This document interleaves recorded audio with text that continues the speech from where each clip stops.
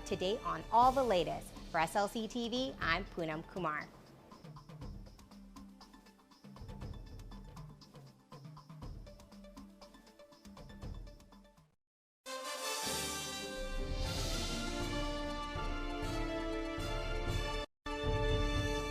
Thanks for watching Capital City News, your connection to Salt Lake City government. I'd like to point out we do have overflow seating directly across the hall in the other council office where we have our work sessions, and you're welcome to sit there. I don't know if people can hear me. Before we start, I'd like to remind you to turn off cell phones. If you would please put them on silence. And also, I would like to review our rules for decorum. You can have signs, but you can't block anybody's view with it. You can't stand on the chairs. Here in the council chambers, everything is historic, and try to take good care of this space.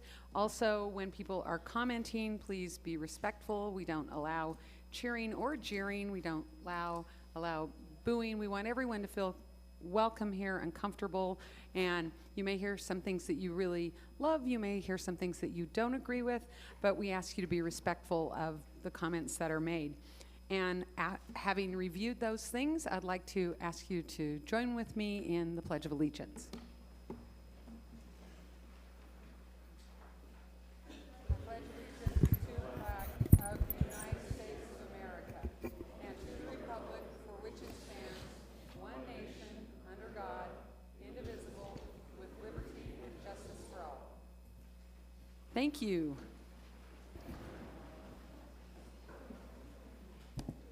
We also have staff here to help you. Can I have staff members raise their hands?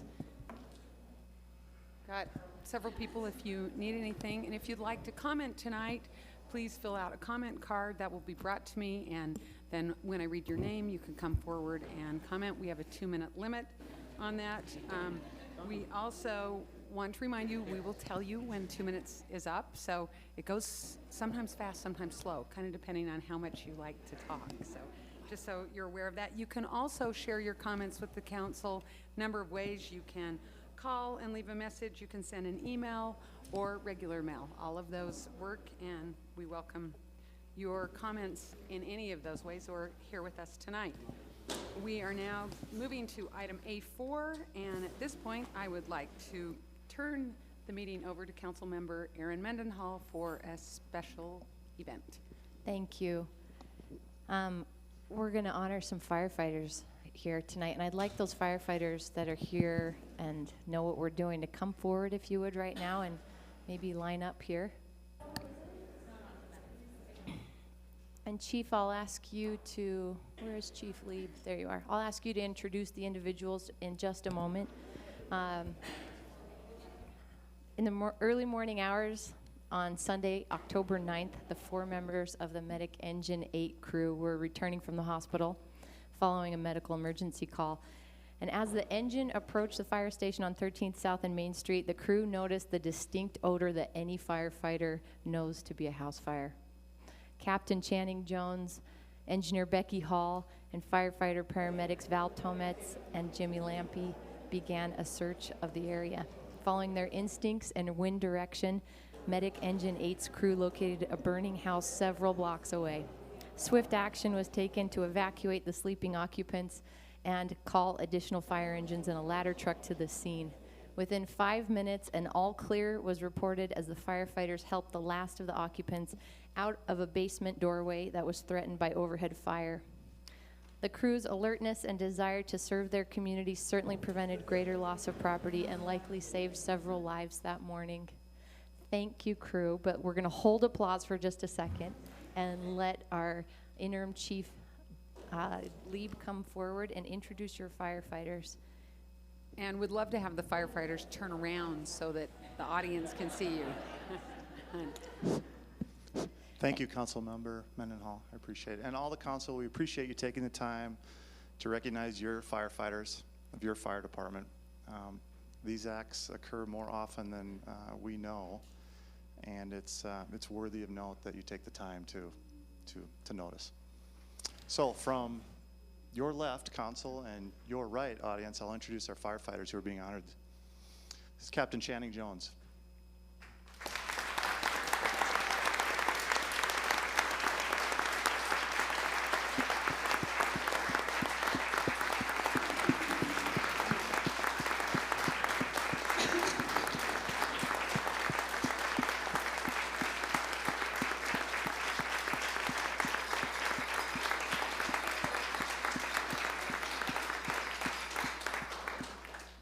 Next, engineer Becky Hall.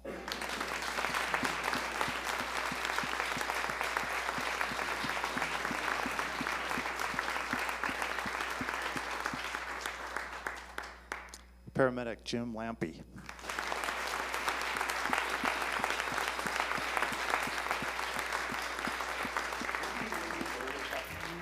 And paramedic Val Tometz.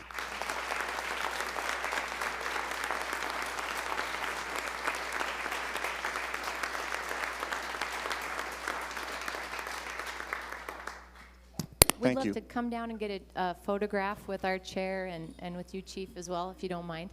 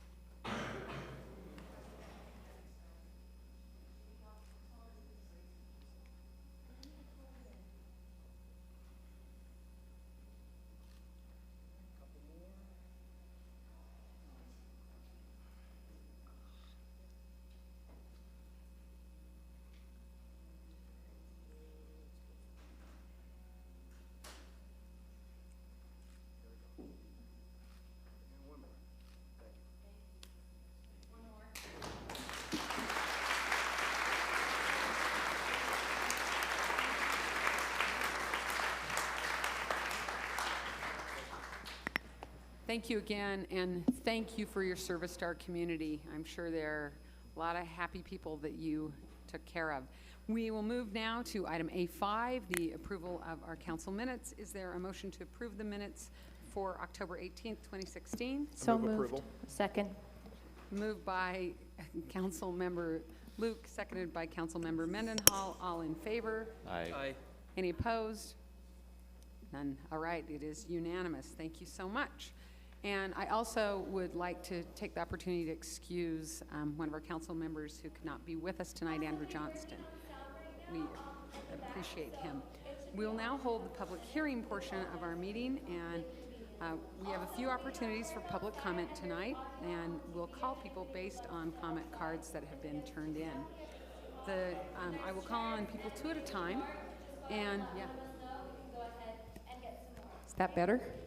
Okay, sorry. I'm usually the big voice person, so I apologize that this mic is not always great. Call people two at a time. The first person will come up, and if the second person will be ready to come up and speak into the microphone better than I was just doing, so everybody can hear them, that would be great. And also remind you that you need to be respectful of comments, no loud noises, other disruptions, and don't block people's views with signs. And if you have any handouts you'd like to share with us, you can certainly give those to council staff, and they will share them with us. Got comment cards, and our first public hearing, items B1, amendment number 2 to the fiscal year 2017 budget, including plans for housing funds. Madam Chair, Yes. I move that we recess as the Salt Lake City Council and reconvene as the Board of Directors of the Redevelopment Agency. Second. Is there a second? Second. Motion by Council Member Penfold, seconded by Council Member Kitchen to convene as the RDA board, and we'll be having a public hearing relative to the RDA budget. And tonight I get to be the chair of the RDA and the chair of this meeting, so that's good. And because we made some significant We should changes to vote. the We need a budget. roll call, don't we? Yes, thank you. Do I roll call it? Or, okay, all in favor? Aye. Any opposed? Okay, that is unanimous. I was going to say, because we made some significant changes to the budget, we generally, if you commented on a public hearing, you can't do it a second time, but tonight we're going to allow anyone who would like to comment on this to do so a second time because of the changes that were made from the last time we had a public hearing. So we'll first hear tonight from George Chapman and then from Glenn Bailey. Mr. Chapman.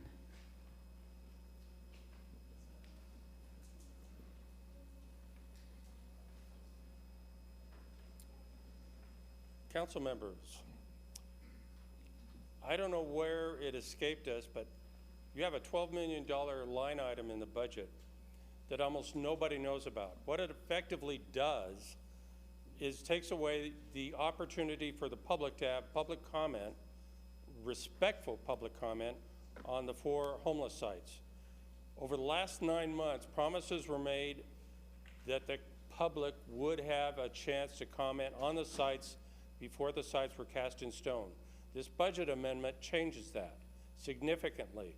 Essentially what's happening, because of the mayor and you abrogating your responsibility to stand up for the public is not going to have a chance, a real chance, a respectful chance to speak and talk about the sites before they're cast in stone. That's wrong. It's not the mayor's fault, it's not your fault, but you're both to blame. It's wrong. I urge you to fulfill your promises and let the public have a reasonable and respectful chance to weigh in on the sites before they're cast in stone. Thanks for listening. Thank you, Mr. Chapman. Glenn Bailey, followed by Jason Mathis. Good evening. I know I can do this in 2 minutes because I want to talk about Amendment 2 and the need for the crisis in low-income housing in our city. The City Council knows this. You all have studied it. You understand that. The mayor understands this. If I was going to quote statistics at you, I'd be quoting the city's own statistics. So I think we all understand that we're way behind in terms of the need for low-income housing specifically. Deeply targeted housing for people at 30% or less of AMI, and also public supported housing, or publicly housing for people who have been homeless, who need to get out of that situation and be surrounded with services. We all agree on that. So I want to applaud you, first of all, for the changes in the RDA budget. I think they're very, very positive. They finally bring housing back to the forefront of the RDA budget and mission, and it's exactly what we should have been doing. It's what we should have been doing 2 years ago. We're late, but it's an excellent start. A lot more needs to be done. HAND has come up with a number of suggestions, and we endorse many of those. First of all, we're going to need a lot more money. This is an excellent start, but housing's expensive. And we're going to need to continue to do this and make a sustained effort in order to move the needle. Secondly, there is changes to the transit station area ordinance going through the process. We think those are very, very positive because we want to see transit station area projects have affordability included, and that's very important. Third, we encourage you to seriously consider inclusionary zoning and looking at those strategies, both incentives and requirements, and seeing where you come out on those, because that will help us spread low-income and affordable housing throughout our city. And finally, we need an ongoing commitment to this issue. This is an excellent start. We applaud you on it, and we want you to keep it going. We need to establish some momentum and do this for the long term. Thank you, Mr. Bailey. Jason Mathis, and I don't have any additional cards. If there is anybody else who would like to address the RDA budget, including housing, fill out a card, or you can get one. We'll hear Mr. Mathis. Thank you. Thank you. Jason Mathis with the Downtown Alliance and Chamber. I just wanted to echo the comments from my friends Glenn and George. Affordable housing is incredibly important. We think it's an important component for downtown's continued development, and we're very supportive of that. As you consider amendments to the RDA's budget, it's important to remember commitments that may have already been made in the neighborhood, and if you're not able to fulfill them through the RDA, to find other mechanisms to fulfill them, specifically commitments for infrastructure in the station center area and commitments to Pioneer Park and improvements that have been made to Pioneer Park. Those are very important, but that doesn't take away from the very important need that we have for affordable housing, and we're very grateful for the focus that you've put on that and the commitment that you've made to that. We see that as critical. I also wanted to say thank you very much for your efforts on impact fees. I had planned to stay longer and speak to that as part of general comments, but knowing that you have a lot of general comments to hear from tonight, I may go home. But thank you for your commitment to find a solution on impact fees. We think that that's very important, and appreciate what I hope will be your willingness to extend the moratorium until such time as you have a plan in place for impact fees we're encouraged by what we've seen and feel like it's really moving in the right direction and a vast improvement on where we were a few years ago when you adopted the impact fees that we had concerns with and subsequently adopted the moratorium. So thanks very much for your efforts. But thank you for your commitment to find a solution. Is there anyone else who wishes to speak? All right, then I will look for a motion to come out of the Madam Chair, I move that we continue this public hearing to the afternoon of November 15th at the RDA meeting at 2 p.m. and that we recess as the Board of Directors of the Redevelopment Agency and reconvene as the Salt Lake City Council. Second. Motion by Board Member Penfold, seconded by Board Member Rogers. All in favor? Aye. Any opposed? The motion passes. Thank you very much. And now, just like that, we switch back to being the City Council. The next two items are B2 and B3, and they will be heard as one public hearing. B2 is a grant application for safe routes to schools, Backman Elementary Bridge Replacement Project. B3 is the grant application for the Victim Advocate Program. Do I have any cards for that? Anyone who wishes to speak to that? All right, seeing none, I will look for a motion. Madam Chair, I move the council close the public hearing for grant application items B2 and B3 and defer action to a future meeting. Second. Motion by Councilmember Rogers, second by Councilmember Penfold. All in favor? Aye. Any opposed? The motion passes. Thank you very much. I have so many pages here, I have to keep turning. Bear with me. Now at section C of potential action items, we have an alley closure on 700 West at approximately 723 West Pacific Avenue. Madam Chair, I move that the council adopt an ordinance closing the alley at approximately 723 West Pacific Avenue. Second. Motion by Councilmember I almost said Mendenhall, sorry. Councilmember Penfold, seconded by Councilmember Rogers. Any discussion? Councilmember Mendenhall.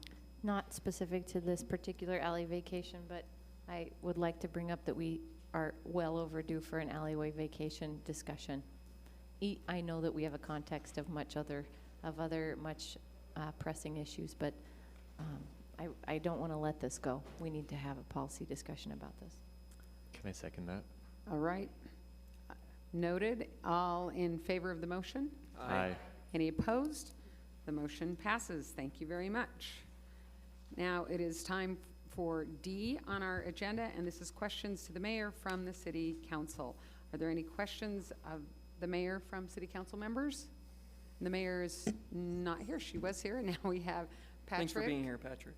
Thank you for being here. Any questions, council members? Okay, then it is time for what everyone looks forward to, the comment period to the City Council. And this is item D2. Take general comments tonight, and I will call people just as I did before. I'll read 2 names at a time, and first person comes forward, and we look forward to hearing from you and remind you again, the same rules of decorum apply, and we appreciate your willingness to come and share your thoughts tonight with the City Council. We will begin tonight with James Singer, and he will be followed by Douglas Cotant. Mr. Singer.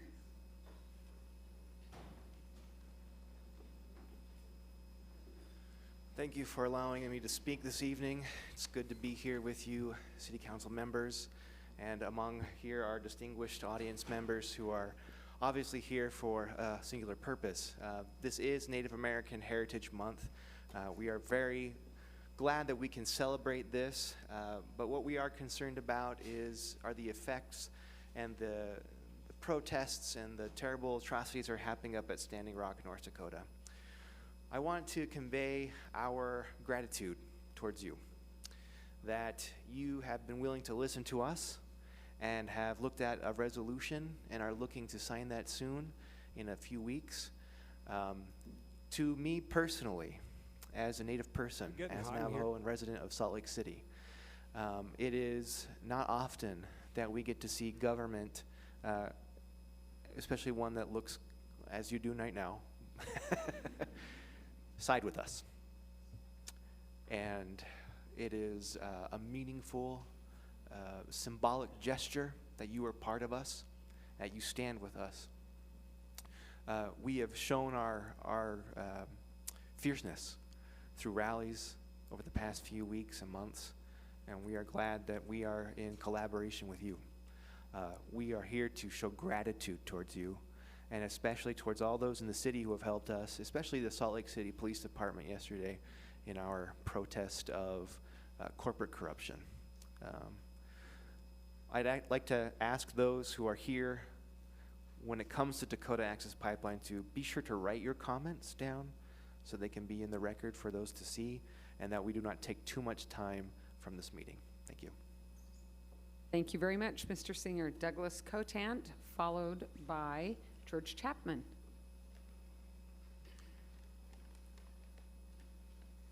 This writing, some of this is my personal opinion. Members of the Salt Lake City Council and Mayor Bastupski. My feeling is that Salt Lake County discriminates against persons with disabilities. Why do I say this? Because this past May, there was an opening for the position of senior companionship, or senior companion. That would entail caring for seniors in the county. I called the lady who set up the position. She promised me that I would be interviewed for the position. This promise was made over the phone, but nothing happened. I was promised a stipend of $1.65 an hour. I was instructed to call them, but to no avail. I would suggest that you look into this, Mayor Bastupski and County Mayor McAdams. And I would like to say that, again, I would very strongly suggest that you look into this. And sometimes, and of course, I'm not joking, I'm very serious. And sometimes I feel like I'm being pushed around, you know, for no reason. And I'm tired of it. And I would like to say, some people have a different opinion, but one more item. I cannot help the way I was born. Thank you, Mr. Cotant. George Chapman, followed by Cristobal Villegas. And I apologize if I got your name wrong. Please correct me when you come up. Okay, one more time on homeless. I'm sure you're tired of hearing this. We've talked about it for years. The camping is getting ridiculous in the Rio Grande area. Derek, it's not your fault, but we do need a little bit more help from the council. The $12 million you're talking about will maybe take some pressure off the area in 3 years. You can take the pressure off right now and stop the camping on the sidewalks and the drug use on the sidewalks and the crapping on the sidewalks by opening up a building for people to go in, camp, and get them off the sidewalks, because it's ridiculous. Your storage space, the last I heard, is full. You have no more storage space, so people are walking around with shopping carts, and I don't want you to send the police to take care of them. I want you to open up a shelter. Lisa, you're right. Maybe it takes a KOA campground in a building. You need to consider that now. You can't wait 3 years. And James, North Temple's gonna get it. It's right in the path. You need to take these people off the sidewalk. You need to put them in a building. You also need to tell the county council to get more jail space to remove the criminal element from the homeless. Please talk to the county council, get more space for the jail, and please remember 90 homeless died last year, 60 so far have died this year. They shouldn't be on the sidewalk. Thanks for listening. Thank you, Mr. Chapman. Ed Blake, followed by Carl Moore. I skipped right over you. I apologize. Come on up, Mr. Villegas. So my name is Cristobal Villegas, so you got it right. First, I want to express my gratitude to not only the City Council, but those behind me, because this movement from what started from the indigenous people They shouldn't up be in on North the Dakota side. has really spread across the Thanks United for listening. States. Thank you, Mr. And Chapman. Ed Blake, I'm only 25, followed by and I've felt Carl Moore. so much I love skipped for my right over indigenous you. I brothers and apologize. sisters. Come on up. So I Mr. want all you Villegas. to look at them and recognize them. So my name is the residents of Cristobal here, Salt Lake Villegas, City. so you got it that right. my indigenous First, brothers I and wanna sisters really do express my care about gratitude, the city and to care not only the about city relatives council, and but loved those ones in behind other me. places of the country. Because Furthermore, this, I just want to express one more time, thank you so very movement much from for what listening started to from the us indigenous people and shouldn't be organizing on with the us soil, and has communicating really with spread us. across the United I States. sat Thank you, Mr. like an Chapman. hour and a half Ed in the other Blake, meeting, followed by meeting, not knowing what to Carl do, Moore. So much but love you Skip guys right over outreach you. I to us, apologize. and Come on you up. guys helped us. I want all And you to I look greatly at appreciate them that because and that helps recognize us them. know So more my name is and how Cristobal Villegas, Salt Lake to City. You traverse got it right. bureaucracy My that is laden in the city, and that will help us more understand how it works. So for the 15th, we will be here. We'll make sure that once it's signed, that we'll hug each other and continue to keep this movement going, because November 15th is only a date, and there's more days after that, and we'll continue to press forward. Thank you. Thank you for being here, and thank you for being involved. Ed Blake, followed by Carl Moore. Good evening. I'm Ed Blake. I'm the CEO of Salt Lake Valley Habitat for Humanity. And I'm here tonight to give you an update on our work that's in this area. I'm going to first start with a development that we broke ground on a couple weeks ago in Kearns called The Field of Dreams. It's a specially designed house that we've been working with the University of Utah for 3.5 years to design that did three things. Volunteers could build it. Thank It you was for being here, and thank you for $150,000 being involved. or less in Ed total Blake, cost. followed by And Carl the big Moore. thing is, it's only $1.50 Good a evening. day I'm in Ed Blake. energy I'm the costs. CEO of Salt Lake Valley This Habitat is for us Humanity. working to not only make a house And I'm here affordable to buy, tonight but to give you a an house update that's on our affordable to work keep. that's in this area. I'm here tonight to I'm tell going you to something first start you probably with don't a know. development that we broke ground on. We're going to couple build a weeks ago prototype in Kearns for called this the Field of house Dreams. at It's a specially 470 designed house that we've been South working with the University of Utah for 10th 3.5 and years. West. Design that did three things. It will be a Volunteers different could build it. design than the $1.50 Thank you for being house, but here, it will and have thank you all for the being components involved. that we've been working on for 3.5 years with the University of Utah. It's only to try and build that home first, and then we'll take that learning out to the Kearns site, where we'll build another 20 homes on that site. Wanted to give you an update that we're coming back to your city. We've been gone for a little bit. Second thing I wanted to make you aware of is that Habitat in the last 3.5 years has helped 350 people with critical repairs in their homes. And Salt Lake City has been a partner in doing that. And the last thing I want to tell you about is our Restore on 13th South and 5th West, which is also in Salt Lake City. Keeps 381 tons of refuse out of the landfill every year. It helps people of low income come in and improve their own homes. And in the end, the proceeds pay for our housing program. I'm trying to get around to you tonight. Just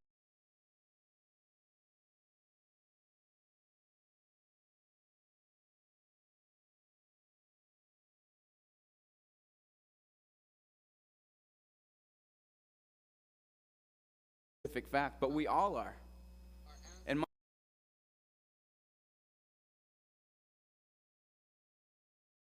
support our brothers and sisters at Standing Rock, because I'm not Lakota, but they're my relatives. You're not Lakota either, probably, but they're your relatives. And you guys can do what you can do. And I appreciate what you're going to do for you. And I appreciate the mayor's office for doing what they're doing. And I appreciate all these people for standing with us and marching us when we marched from the state capitol down to the library, when we were at the council building right here, and when we had our rally at the Gallivan Center. I appreciate those people for standing with us. Time. So I just want to say, God bless you all. God bless you all. And kakwai. Thank you, Mr. Moore. Stephen Michael Christian, followed by Mark Thomas. Hi there. My name is Stephen Michael Christian. I am with Utah Against Police Brutality. Utah Against Police Brutality is going to be here for their Community Control Now campaign, but I would like to take my time to be able to express solidarity with the indigenous peoples who are struggling both at Standing Rock and abroad to be able to fight the Dakota Access Pipeline. And I want to stress that we, as a anti-police violence group, condemn the arrests and the atrocious behavior that the police performed last week against the protesters at Standing Rock.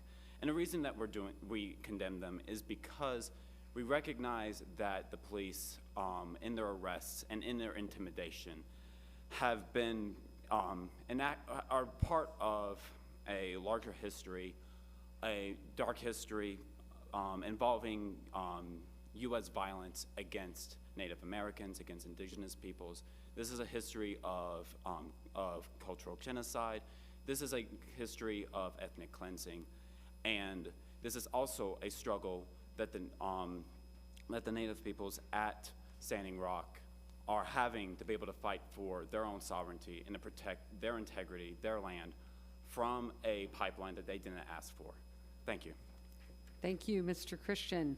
Mark Thomas, followed by Jason Mathis, but I think he left, so we'll jump to Long Tran. Thank you.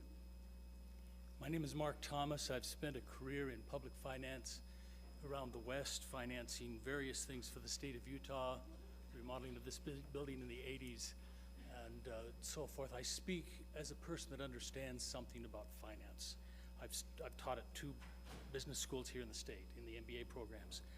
I wish to congratulate you, Mayor and City Council, for considering the support for the Standing Rock Sioux Tribe's opposition to the construction of the pipeline. This country, as we have pledged today, stands upon the principles of liberty and justice for all. As Shakespeare said, "Who sells eternity to get a toy?"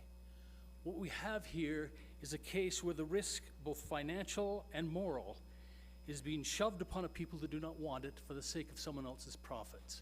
This is the highest sense of immorality and simply contrary to any sense of justice in the market.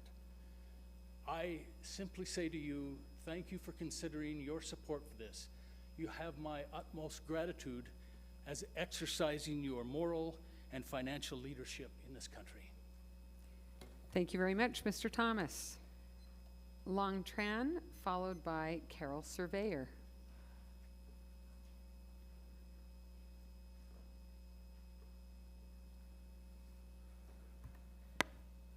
Name is Long Tran. I want to thank everybody with the City Council being here, willing to hear us talk about what's going on over in Standing Rock. I want to thank everybody for contributing and also volunteering to be part of this, and I want to thank everyone else for spreading the word of what's going on.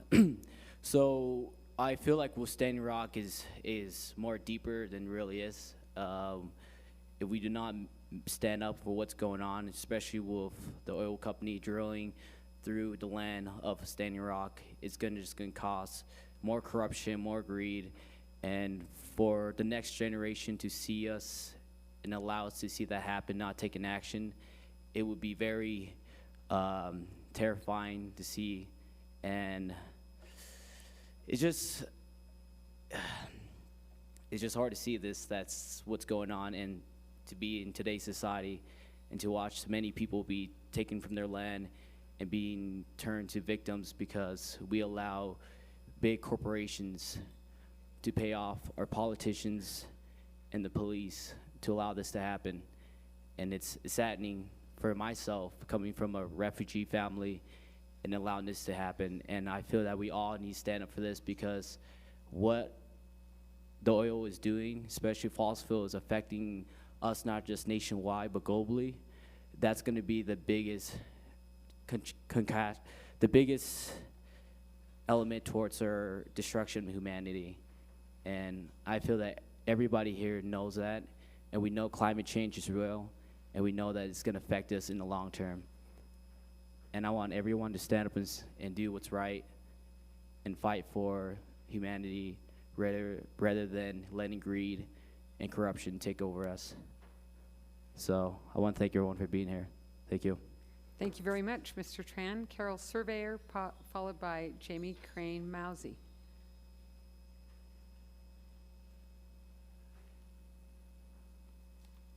Thank you for allowing me to have this time. My name is Carol Surveyor. I'm from the Dene Nation.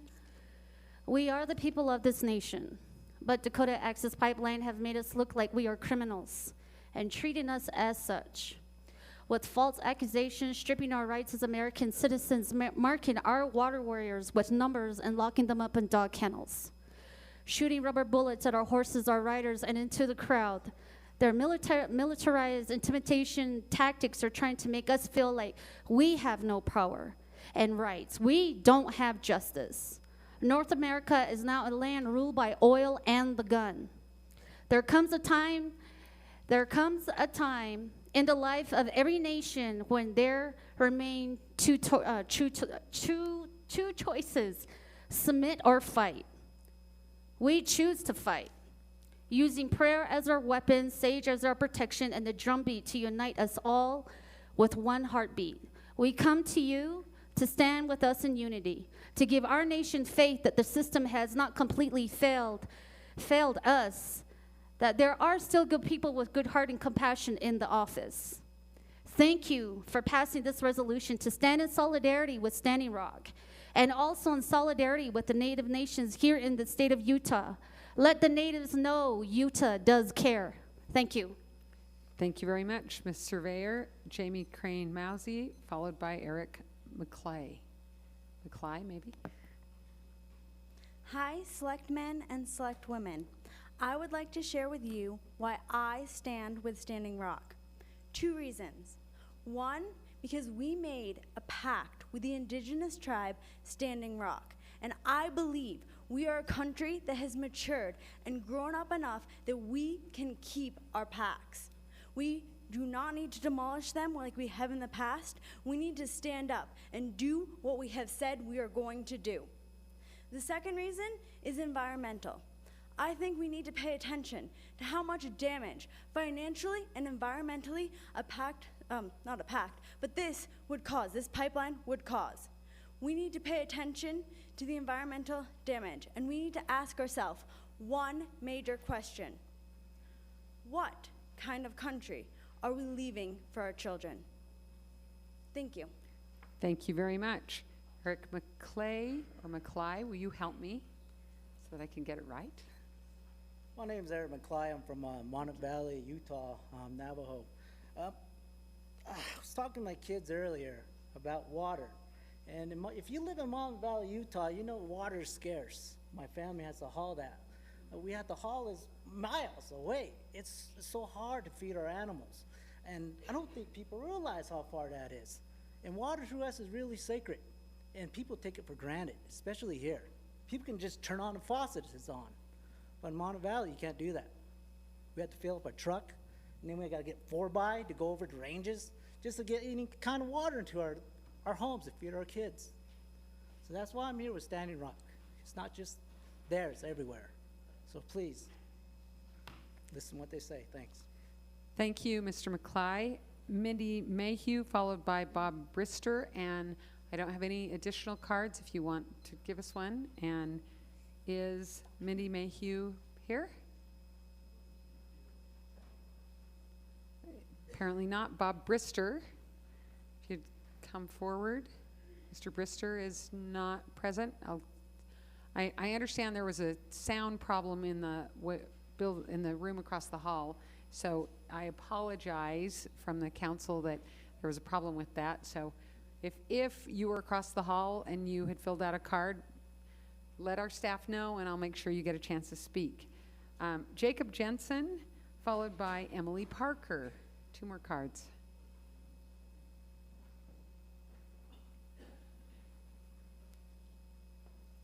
Either of those? Okay, great, thank you. I'd first like to express solidarity with the people that showed up here with the Standing Rock actions, and I want to commend the Salt Lake Council for trying to push through that motion of solidarity. It's easier to support the sovereignty of people and lands that are far away, but it's harder to support local sovereignty. I'm here as a part of Utah Against Police Brutality, and I would like to say, as I've said before, that the people do not have the sovereign control over our police. The CRB has recently declared, the the Civilian Review Board, that the shooting against Abdi Mohammed, it was not within police policy in regards to the use of force. That's just a fancy way of saying it wasn't justified. The CRB doesn't have any power to do anything about that. As far as I know, the police chief has not fired them, and there has been no charges levied against them. To me, that sounds like the people, the civilians, don't have any control over it. I believe that systemic problems require systemic solutions. I call on the City Council to install a community-controlled, democratically elected police review board. This board should have the power to subpoena, the power to change police policy, and the ability to compel charges and remove abusive police officers through the offices of the mayor. That's all I have to say. This message has come through several times. We would like to see some action on it, especially given the recent discoveries by the CRB, and we want you to empower the sovereign people of this state, of this city, to have control over police actions. Thank you. Thank you, Mr. Jensen. Emily Parker, followed by Sebastiana Lansing. Hello, my name is Grunia Guegon Parker. I'm from Ganawage, Quebec.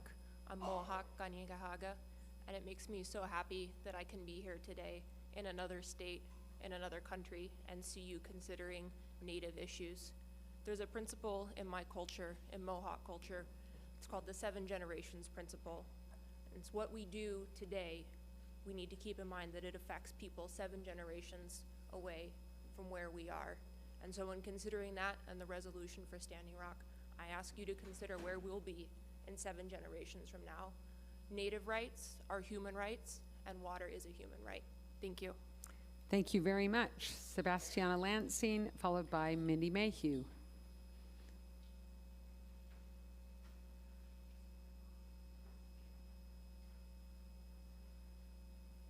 Hi, I'm Sebastiana Lansing. I am not part of the First Nations people. However, I was married into the First Nations family. And what I want for you guys to know is it's imperative for us to stand with Standing Rock, to maintain a healthy earth and also a healthy population. This pipeline will carry about 470,000 gallons of oil per day. That's a lot more than a tanker full of crude oil. $6 million has been spent on trying to fight these protesters for this. This could have been spent on money for Flint, and actually it's just a waste of money, in my opinion.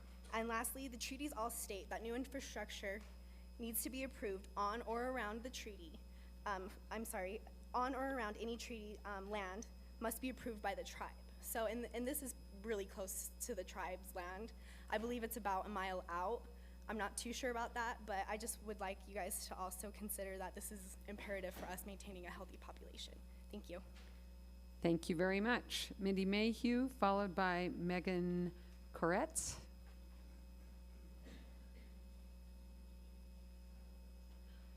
Good evening. Thank you so much for allowing us this time to speak on this issue. It's very important to all of us. My name again is Mindy Mayhew. I am a direct descendant of 2 British families who immigrated here with the Mormon LDS Church. And I have had the opportunity to read their journals and to follow their story across the plains. And on my father's side, my great-great-grandfather, however many greats up there, was a scout for Brigham Young, and in so many words, he cleared the path for Brigham Young to be able to come here and to settle here. And both sides of my family have created homesteads and wonderful lives for us, but it was at an expense. My mother's side of the family was part of the Muddy Gap, which, if any of you know our state's history, was a very bloody massacre down in the St. George area to decipher the borders of the Four Corners. Upon learning these different parts of my own history, I've researched further into Native American history and into Native American prophecies. And across our nation, there is a prophecy that the 3rd generation of the White Eyes will come back, will be red on the inside and white on the outside, and they will right the wrongs of their forefathers, that they will come and speak of peace and love from their hearts, and they will speak from a place of truth. This is happening now, and we are called the Rainbow Warriors, and we are prophesied to come and make the earth green again, to bring forward new ideas, such as planting hemp, creating funding for homesteads for young farmers, for other means of electricity, other means of fuel. Hemp and biofuel is an extraordinarily technologically advanced direction that we can be moving to move far, far, far away from dirty oil. Thank you. Thank you, Ms. Mayhew. Megan Koretz, followed by Bob Brister.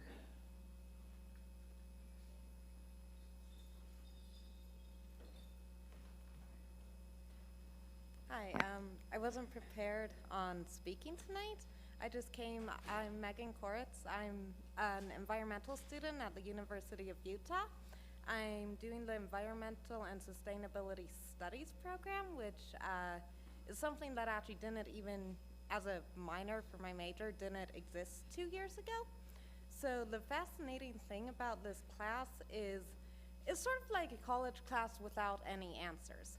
We're basically being presented with all these environmental problems, from water shortages to pollution caused by coal and oil, and how much they're increasing. And I'm sure you're aware of the Paris climate agreements and how much this is affecting our world today and the critical status. So not just with these people's rights to water, but with the global state of our environmental balance today, it is an imperative that all of us, whether we're politicians or individuals conserving water, need to be aware of what's going on in our world, and then we can't take these resources for granted. And for my sake and our children and future generations, there is a law. We need to do anything we can to try to protect our resources and live in a balance. So thank you for listening and considering this. Thank you very much. Bob Brister, followed by Honey Rhonda Duvall.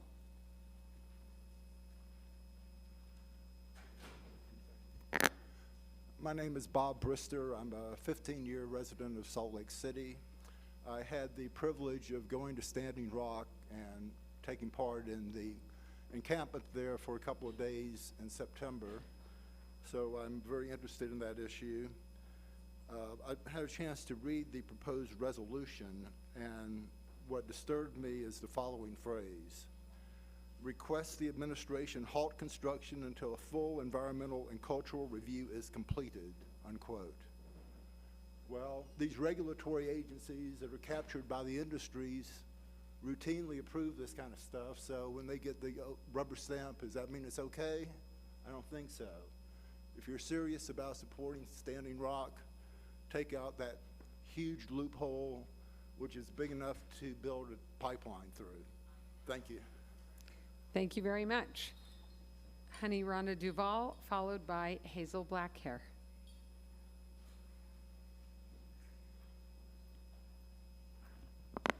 Yate, she Rhonda Duvall, Honey and she. Hello, my name is Rhonda Duvall. My name is Honey. I am one of the people, one of our youth, and I have some questions. And this all correlates with Standing Rock, as well as all of our Native American people that are dealing with water rights and water issues. Would you yourself allow your family and yourselves to drink dirty water? Would you yourself be upset if somebody came to your house, knocked down the door, shot your family with bullets and pellets, spraying them in the face? Would you stand up for them? Or would you back down? We stand in unity. We stand for the people, we stand for Mother Nature, and we stand for the future of our youth.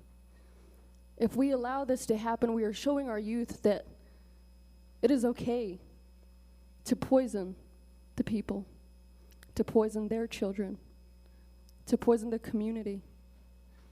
We got to think and understand that this black snake will not only kill us, it will kill you. It will kill your kids, your pets, your families. please understand how important it is to have rights for water, clean drinking water, to have your rights for a voice, and have your right to stand for yourself, your people, as well as those that have died already. I want to thank everybody for giving us the time, showing us the support, but in the same sense, be the solution. Don't be the problem. Thank you very much, Ms. Duval. Hazel Blackhair, followed by William, I'm sorry, I can't read your writing. Lewis, maybe? Hi, good evening, everybody. Oh, I think I broke your thing. But my name's Hazel Blackhair, and I'm from the Northern Ute Indian tribe, and I'm also half Navajo. I stand before you because I was up there, and I'm here because I had just heard about it a couple hours ago, and I wanted to be here to let you know that the people up there are a peaceful people. We prayed every day. We went to the water, and we prayed every day. We prayed for peace. We prayed for the water. We prayed for the air, for everyone. We prayed for the millions of people that live downstreams of that water. We prayed for them, and I was a part of that. And I look at all the Facebook posts of Martin County and the things that they're saying, and they're lies. I can attest to some of that because I was there in September. Me and my grandson was there when the dogs attacked, and they attacked the people, and there was there was no justification for it. And to this day, they have not been held accountable for it. People were attacked. And with eminent domain, that word is horrible. They're using it, states and governments are using it to take people's land. And if you people think that it ends with the native people, you're wrong. If you look, there's a lady in Iowa who they took their land from. DAPL took it, and she was arrested for being on her own land. So you think you're immune to eminent domain. You're wrong. And you need to open your eyes, because this is just the beginning. We are speaking up. We are standing as one, as Native people. Hundreds of tribes, and this is history. And we are not standing up for just the indigenous people. We are standing up for you. We are standing up for your children. We are standing up for your grandchildren. They will inherit this earth. In what condition? Because of greed, because of oil, because of money. Time. What condition are you going to leave it in? Thank you very much, Ms. Blackhair. Yes. And William, will you help me with your name? I'm sorry, I can't read it. Thanks.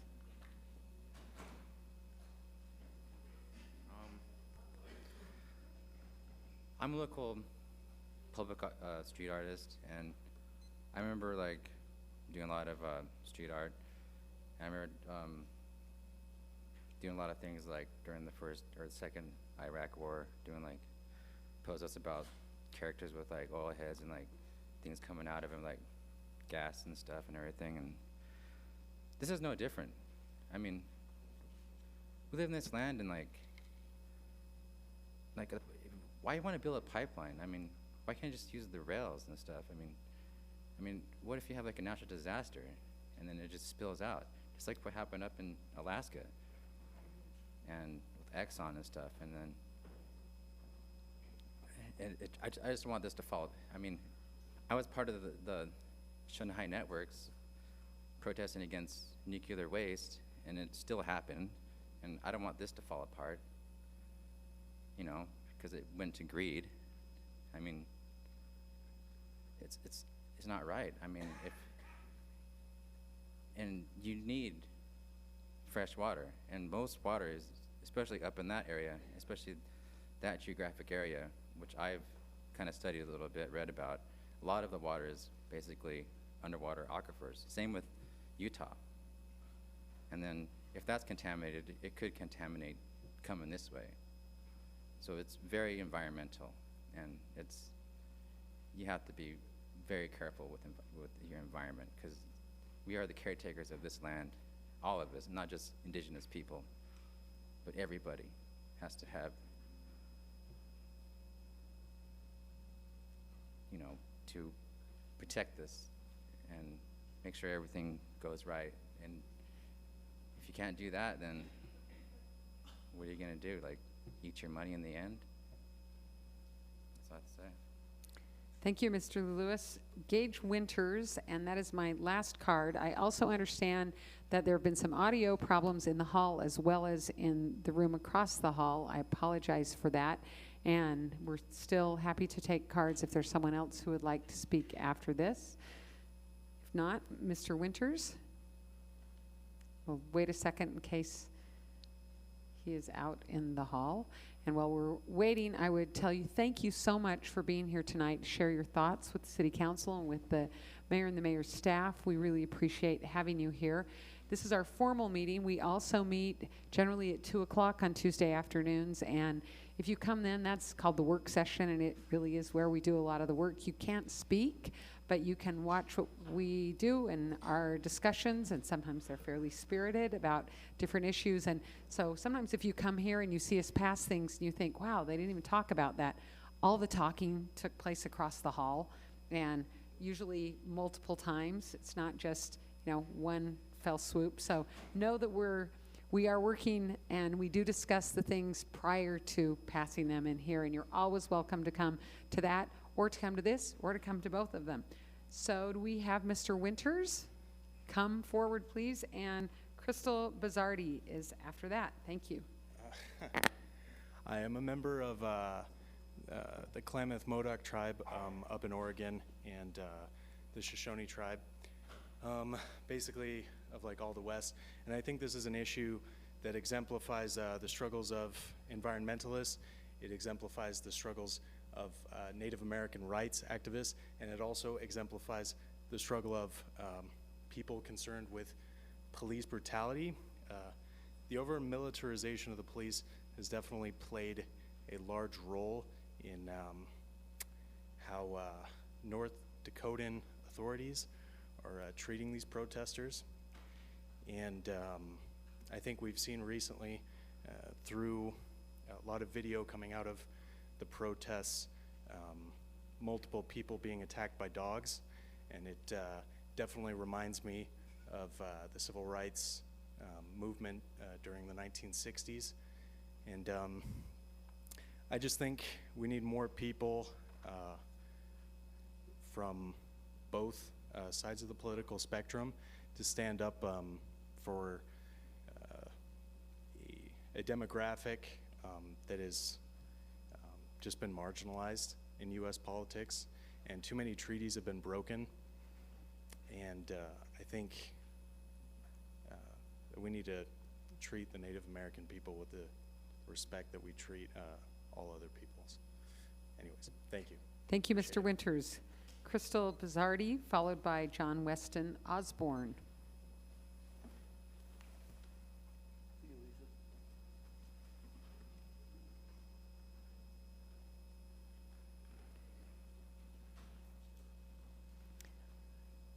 Hello, my name is Crystal. I'm from Black Mesa, Arizona. I am part of the Navajo tribe.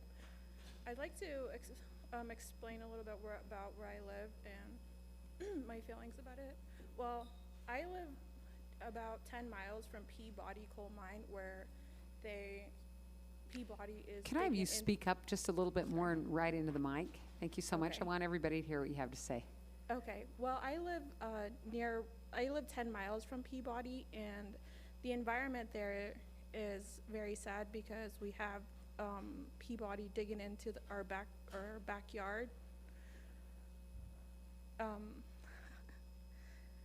And the environment there is not so great when you actually live there, and you learn the importance of how important the water is, because I have to travel about 15 miles with my family to get water, and it's not the easiest thing to live without. So having water is very important.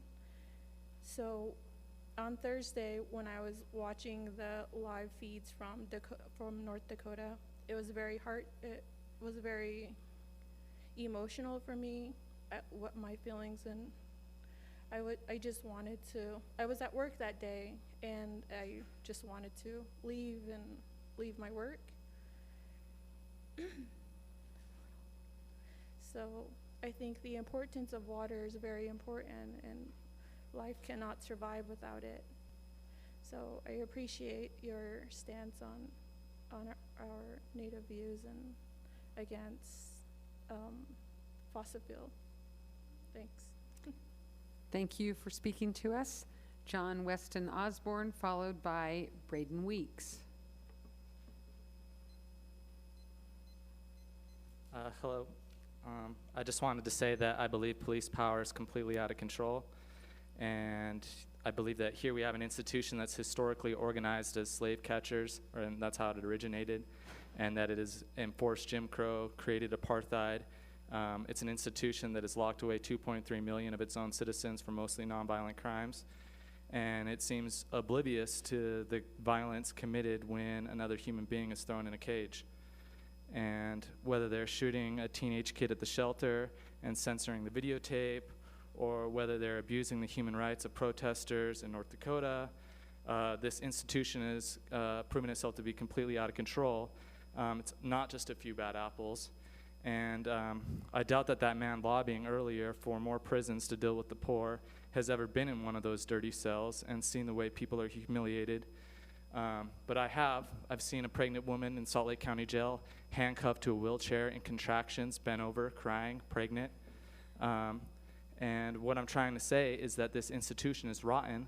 The police are the government after 5 o'clock, and that is not you guys. And so that's why it's a situation that you should take seriously, because it's making a lot of young people like myself sick at heart. All these videotapes that we're seeing online and through social media are proving something about America that the rest of the world is seeing, and that it seems that the power brokers in America are unwilling to seriously take a look at. And yeah, we're losing faith, and that's a dangerous situation. And so I just wanted y'all to think about that. Thank you very much. Braden Weeks, followed by Christina Longjohn.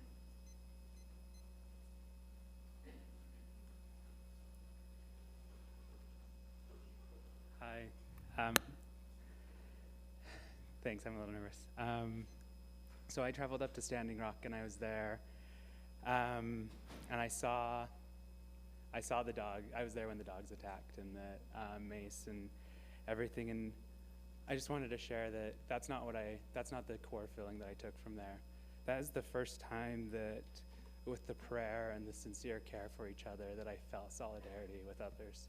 And that's something that growing up in Utah I never had. And supporting this letter to support Standing Rock will send a very clear message to the Native community that we can feel that solidarity here, and that we can be a part of this community, and that you support us and we can support you. So I just wanted to share that with you. Thank you very much, Mr. Weeks. Christina Longjohn.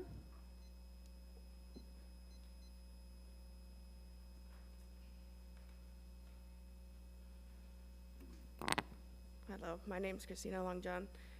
After hearing some of these stories, I just felt that I needed to share some insight that I have as well. My family got fostered out, so I grew up mostly in the cities, as some would say civilized. So, but one of my grandmas and part of their family, they live Red Mesa area of the Navajo Reservation, and we greatly got impacted by the mine spill from the San Juan River. My cousin has done multiple things with the Episcopal Church down there to try to help the community and bring that back in community farming, and the San Juan River being contaminated has greatly affected how they can use the water. Now, they came in and did testing, and it was simple, it was quick, but they weren't able to do soil testing, so they're still waiting on the soil testing of how that's impacting for later generations of what it has already caused and how long it will stay. So I think this, you know, the pipeline issue it's huge. It's an environmental thing that they just, oh well, we let it pass, we go on, and how do we deal with it from now on? It's kind of shut the eyes and we'll deal with it later. But for my stories and what I've had, it is hard on the people that do get impacted by water greatly when things happen like this. And then by then it's too late that you can't do nothing about. So it's something we need to think about beforehand and do take for granted what we have available to us right by our feet. So thank you. Thank you very much, Ms. Longchan. I have the last card, and if there's anyone in the hall or across the hall who would like to make comments, please come into the main chambers, and we'd love to hear from you. Jessica Ekman.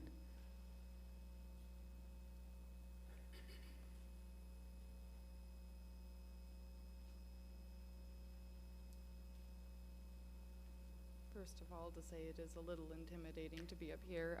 Sorry, can you hear me through the mic? That's, though? yeah, really, Okay. pull it up a little bit and speak right into it. Thank you. Yes, thank you. So I was born and raised basically here in Murray. That's my background. But let me just say, when I see the tribes pray for Standing Rock and many other issues, this isn't the first time that the rights of the Native American people have been, impended on and pushed.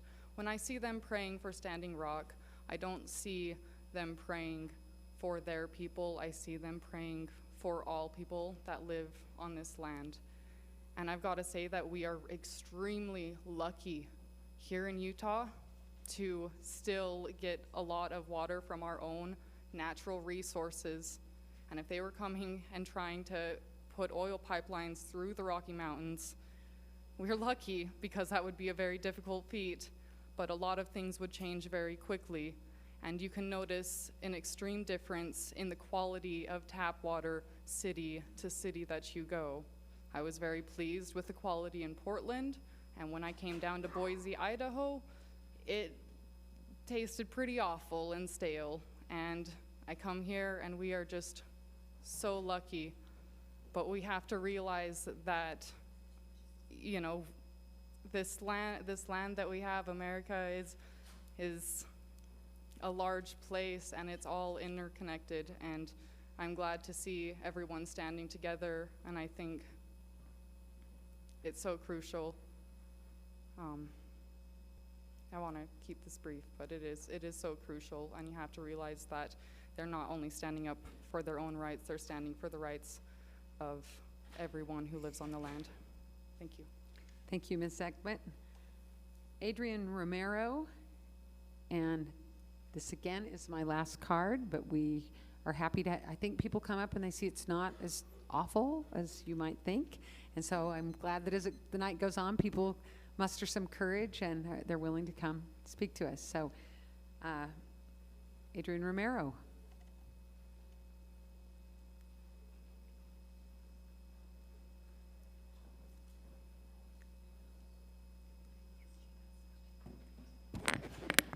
So my name is Adrian Romero. I'm someone who finds myself fighting for liberation as a Mexican immigrant on occupied land. I am here to say that I stand in solidarity with the indigenous people of Standing Rock and their fight for liberation, as well as with Abdi Mohammed and Utah against police brutality. I'm also condemning the excessive force used on the protesters of Standing Rock as racist and abusive. They're silencing these people because they are afraid. They're afraid of an uprising. They're afraid of people taking back what is theirs. And you know what? They should be afraid. You should be afraid, because people are fighting back, and you can try and silence us, but it's not going to work. We will always fight back, and we will win. Respect existence or expect resistance. That's all. Thank you, Ms. Romero. Eloise Paredes, and if you will correct me, I would appreciate that. And I think she was in the hall, so we'll give her a minute to come. Again, my last card, if there is anyone else in the room, in the hall, or across the hall, we're happy to hear from you.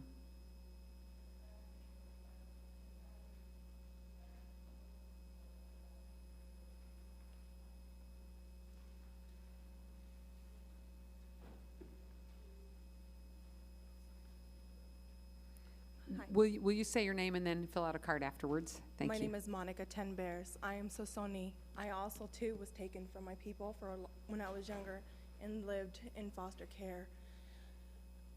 This is really important because this isn't just about our people, the natives. It is about every creed, color, nation. This is about respecting each other, loving each other. it also reminds me, we only keep one really good treaty. It's the Treaty of Guadalupe. The right to give Mexicans, Hispanics, everything, their language, their way of being, their way of having their life.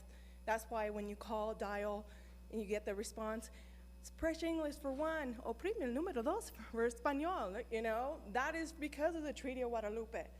You know, I just feel like we should honor the treaties, honor each other, respect. I'm sure you guys wouldn't like it if I walked into your home and, you know, helped myself to a cup of coffee and maybe some jewelry. That would be considered stealing. You know, I just feel so passionate about this. This is our people, our nation, our future, my future children, you know, our beloved country. Do we really want to tear our country apart, rip it apart in shreds, destroy it, take it apart, and then leave nothing for our generations to come? The hope, the peace. I mean, it already sucks. But we need to work together to get it better. We are so intelligent. We are human beings with intelligence beyond belief that we have other means, other resources, other availability of resources, energy. We can use poop to create heat. Wow. You know, I mean, we could do so much. You know, and I just feel like pipelines and oil is just destroying this world, this nation, and it's a global situation. It's not just isolated, and I'm just hoping that you guys would really consider that. The Treaty of Guadalupe is kept. Time. Thank you very much, and please be sure and fill out a card. Okay, now we'll hear from Eloise Paredes.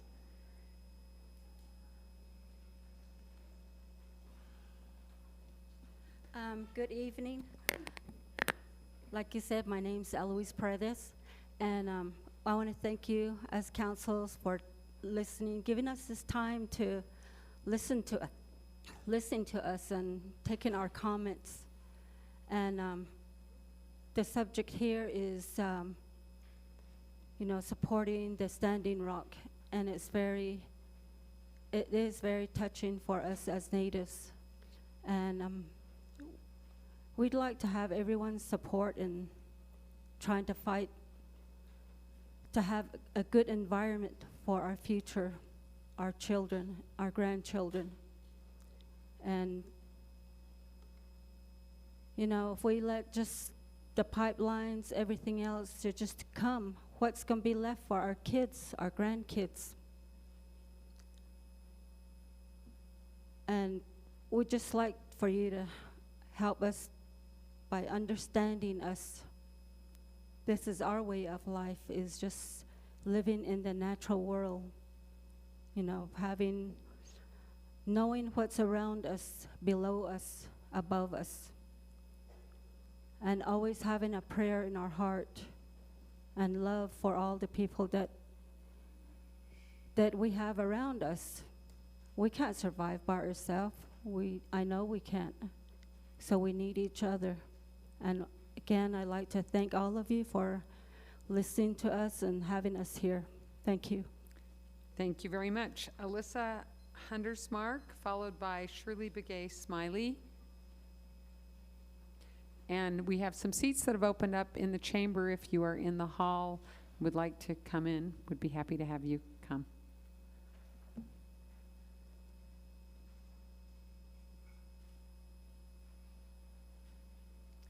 I just want to start by talking about the fundamental issues that we have as Native Americans that stem back to periods of boarding school. My grandmother was put into boarding school and stripped of a lot of her culture, which has affected me. I don't know my language. I don't know much of my culture, but you know, I try to learn, and you can't really get much out of her because she was taught to be ashamed of herself. So I'm thankful that because of No DAPL that we are finally having some representation in society, because currently our representation is very cartoonish. We have sports mascots, propaganda films like Pocahontas, you know, just very inaccurate representation in society, and this has given us an opportunity to come together and let people know that we are a modern people. We're not part of history. We don't all wear headdresses. There are 560 different federally recognized tribes in the United States, and we all have a unique culture. So it's not just an environmental issue, it's a representation issue, it's a culture issue, it's an education issue. People are not taught accurate history in the United States. So to fix one, I mean, we have to fix them all, and it starts at a fundamental level. Thank you. Thank you very much. Shirley Begay Smiley, followed by Soraya Westfall.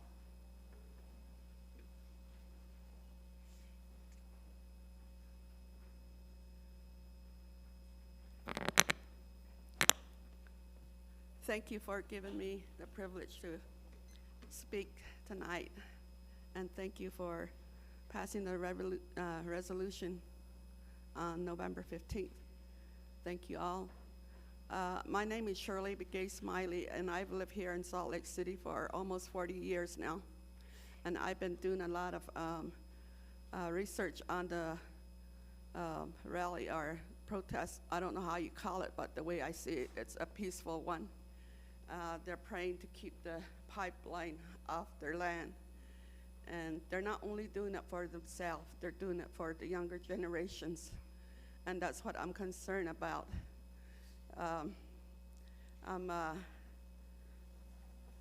Water is life, every last drop. So what they're doing is they're trying to protect the water. And also another thing is, I don't think it's right for them to bulldoze gravesite of their ancestors, which is very sacred to us. That's what I wanted to bring up, and I was sitting here listening to everybody bringing up what they were going to say, but none of the things that was running through my mind was said, so I thought I'd come over here and bring it up. But anyway, thank you for having me to give the time to make a talk here. I appreciate it very much. Thank you. Thank you very much.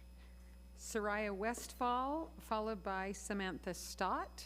And again, anyone in the hall or across the hall that would like to speak, feel free to come and get a card, and we'd be happy to hear from you. My name is Soraya, and the Standing Rock situation, it really breaks my heart. We need to remember who this land really belongs to. We need to respect every single Native American person in this country. We owe them so much. They do not deserve the way we treat them, the way our federal government is treating them.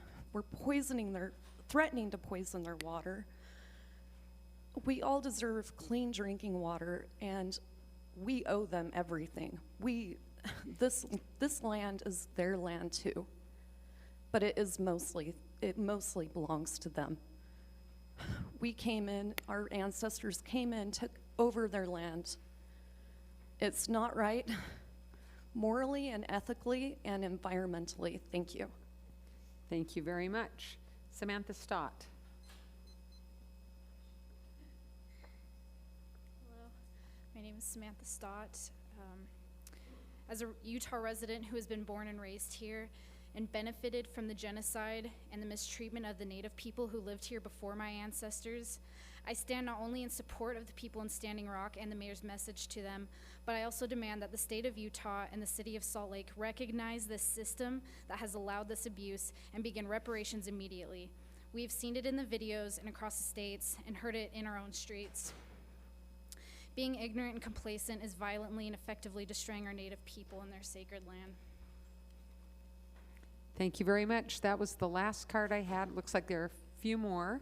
And if anyone else would like to speak, please raise your hand and we'll bring a card to you, or come on in. Looks like we have a couple more folks, Tracy and Bridget.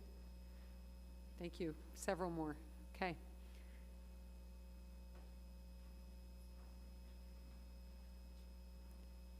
And if you will just state your name, that's great. Thank you. Okay, my name is Isaac Sanchez. Use your biggest, best loud voice. Thank you so much for coming to talk to us.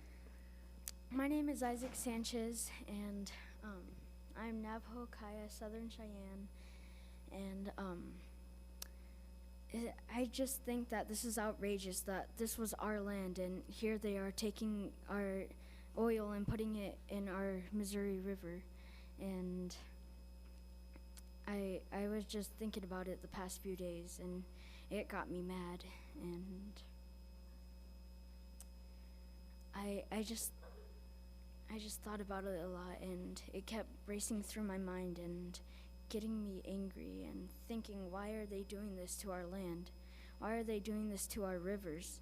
Like, this was our land before any of their land, and they're going to put oil in our river.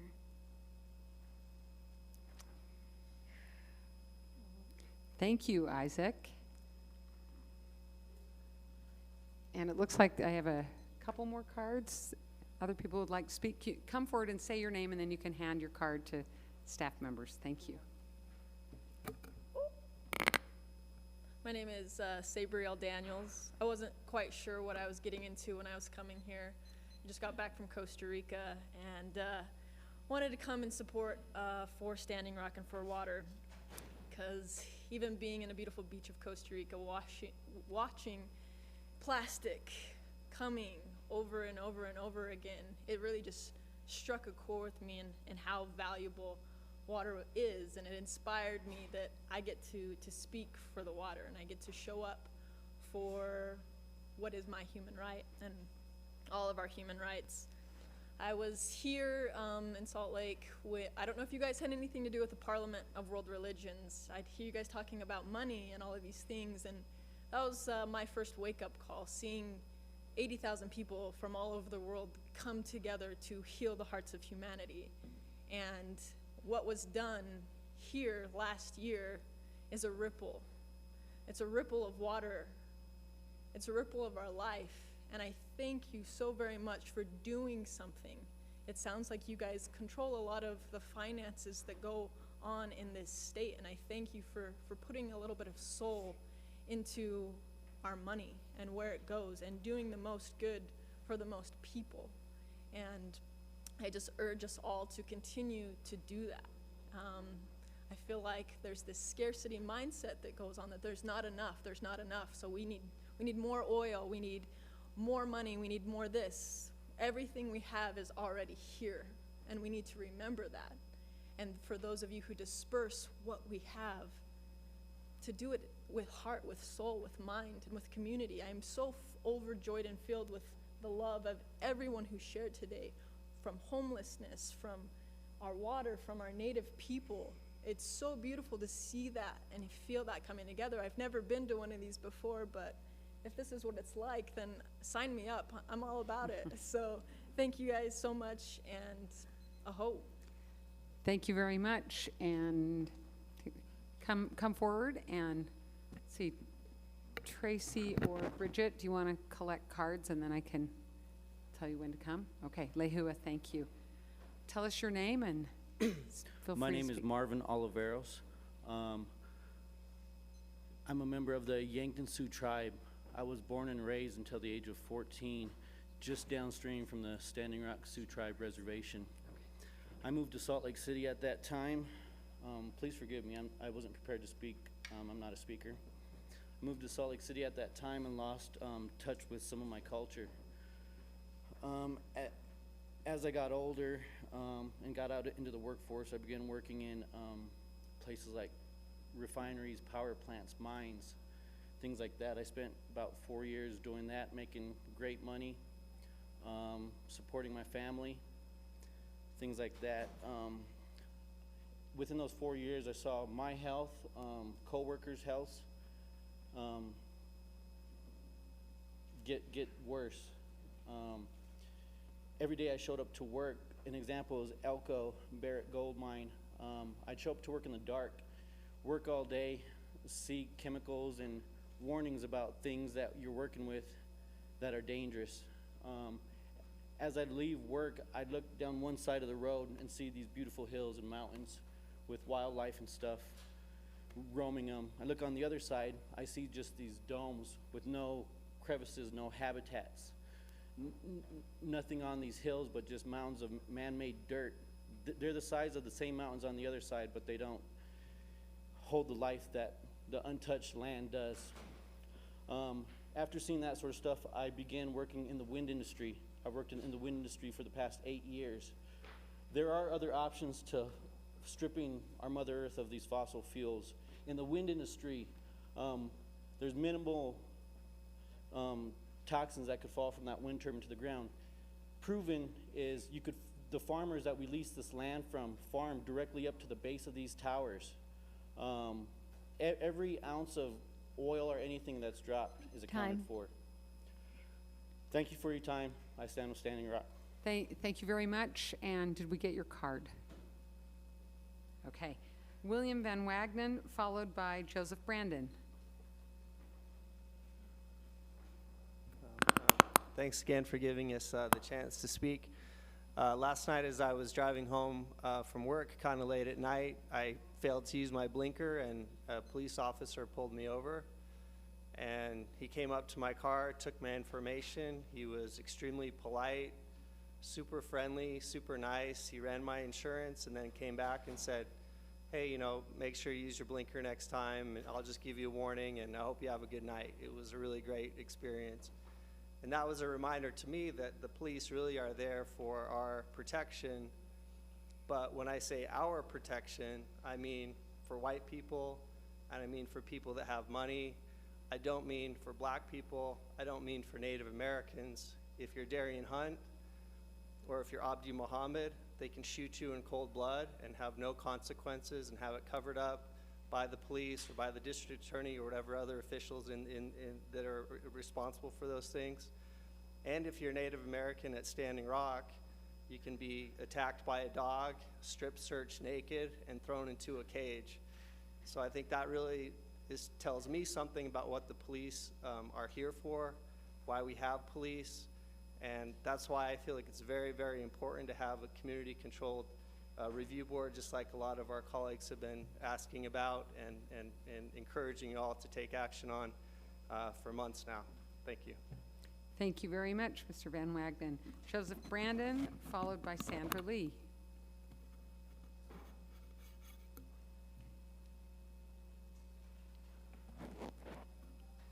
All right. Hi, I'm speaking as an individual as well as on behalf of Utah Against Police Brutality. I would just like to say I stand in solidarity with Standing Rock, and I'd like everyone here, especially the City Council, to take this into consideration. The police, time and time again, let us know which side they stand on. They stand on the side of capital gain. In the case of Standing Rock, they stand on the side of the pipeline and not the side of the people. In the case of our protests in Salt Lake City against the pipeline in Standing Rock, they stand on the side of Wells Fargo. They do not stand on the side of the people. And I would like you to consider your efforts in Operation Diversion, how maybe the police stand on the side of Rio Grande rather than stand on the side of the homeless. I think we often criminalize the homeless, and we need to hold the police accountable for their actions against the people in the Rio Grande district, but we also need to be sensitive to the fact that people exist there and that they are not something ugly and awkward to remove from the view. Thank you. Thank you very much. Sandra Lee.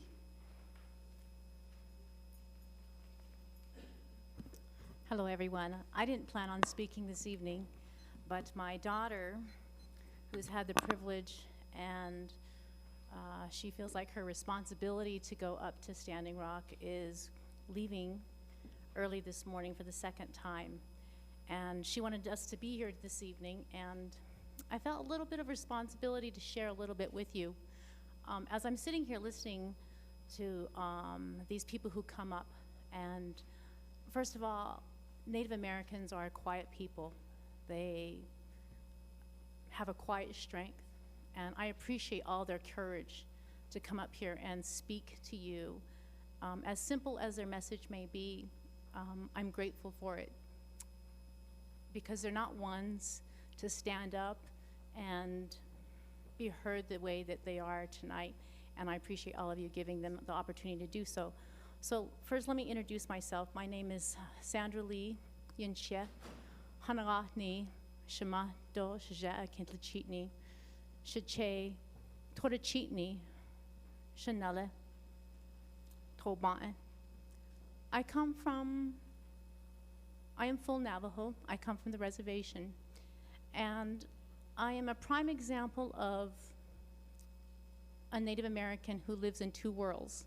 And what that means is a world of Native Americans and the white man's world. And they cross over. And I've lived here in Salt Lake City for the last 27 years. I am educated, and I have been a successful business owner here in Salt Lake City. And just recently, I moved back to the reservation where I grew up. And you know, I'm a really fortunate Native American to have grown up very simply. I've had all my grandparents. My grandparents on both sides were farmers, raised sheep, and I was fortunate to grow up very simply. It's frustrating for me that I've moved back to the reservation to see how much has changed. Time? I'd like a couple more minutes, if that's okay. It's, sorry, we Okay, just can I finish give you up your another card thought. then? Yeah, finish your I thought. have a lot of thoughts. So, Yeah. but I want you guys to understand that my grandparents grew up as farmers, like I said, and water has impacted my family alone, and I can speak for them, and I know it's the same way for a lot of other people. You know, water has been diverted at the border of Utah and now goes into Las Vegas and all the places down there to, you know, give water to the golf courses and spray mist on the Salt Lake or the streets of Las Vegas so that all of you, while you're down there gambling, can be nice and cool. Yet, you know what? There's no water for my people to farm anymore. It's difficult. And I'm not just speaking I hate to cut you off, but I need to, because we still have people who'd like to I understand. speak. But I also understand my people wouldn't mind hearing what I have to say, so I'm going to say what I need to say. I understand, but that's our rule, and I love hearing from you, and thank you so much for not having me say your last name. Okay, does anybody mind Saying if I it. talk a little bit longer? Because That- this is important. I'm sorry, I can't let you, but I really appreciate what you had to say, and you're welcome to come on the 15th and speak to us again. Okay, well, I just want you to know how water is important to my people, and things are not fair anymore. And I'd appreciate all of you. I know you're here, and I'm hoping your intent on being here is to really do something to make a difference for our people, instead of, you know, you all look good sitting there, and I want people to be heard. It's not fair anymore, and it's frustrating, because I haul water every day. I have to boil water to do dishes. You know, we have problems with clean drinking water down there, well water. So I'm affected by it. I also have lived in the city, so I know how it is and what a great benefit it is to have clean water all the time. We take that for granted. So I'd appreciate if your intent is to do something, then please do something for, you know, people who have been walked on for a long time. We don't ask much. We're simply asking for what's right. Thank you so much. We appreciate your coming and sharing your thoughts with us. Jody Rosenblatt.